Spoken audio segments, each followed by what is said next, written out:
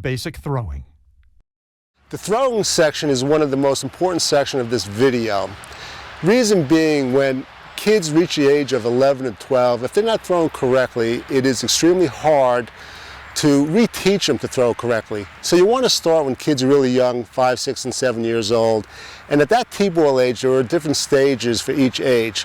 But one of the things you want to do, you want to make sure, holding the baseball, the back of the hand is facing where the ball is going to go. I'm not as concerned as other coaches about the grip. Let them grip it as comfortably as they can. Just make sure the back of the hand is facing where they're going to throw it. All right? And what happens is this. I'm throwing it directly to you. So I'm going to step with my feet, my front foot right at you, just like that. Bringing my arm up by my ear where the elbow is equal to or above the shoulder. I'm going to let go of the ball, and I'm following through like that. What we have to emphasize with the kids is throwing is not just the arm, it's the complete body.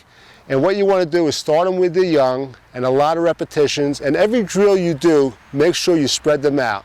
One of the things you want to teach young players right away is there's a flexation with the wrist.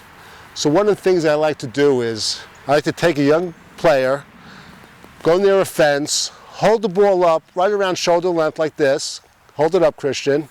Okay? Now, look what I'm doing. I'm moving the fingers in, and I'm just going to go by the wrist, just like that. Just toss it from the wrist. Perfect, okay? And what we're doing now is we're showing the kids you need flexation with the wrist, and it's got to snap at the end of the throw. The next thing you want to work on with the kids, you want to make sure they bring their arm all the way back. A lot of young players like to short arm it. They just bring it back, even with their shoulder, and they just throw from there. What you want to do is make sure they bring the arm all the way back. Again, the back of the hand's facing where they're going to throw it. They step, and they're going to throw. Go ahead, Christian, why don't you try it? Bring your arm all the way back, step, and throw. Good, very good. 1, 2, 3, step and throw. One of the things young players also do is they tend to throw sidearm when they should be throwing over the top.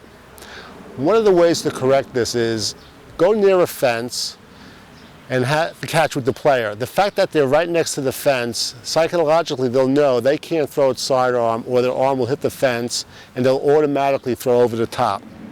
And we'll demonstrate. Stand with the non-throwing side of the body facing the target. Step toward the target with the foot opposite the throwing hand. Rotate hips when the throwing arm moves forward. The arm should bend at the elbow, and the elbow should kind of lead the forward movement of the arm. The weight is shifted from the rear foot to the front foot as the arm comes forward. Coaches and parents should look for that elbow to lead the arm, the bending of the arm at the elbow, and a wrist snap upon the release of the baseball.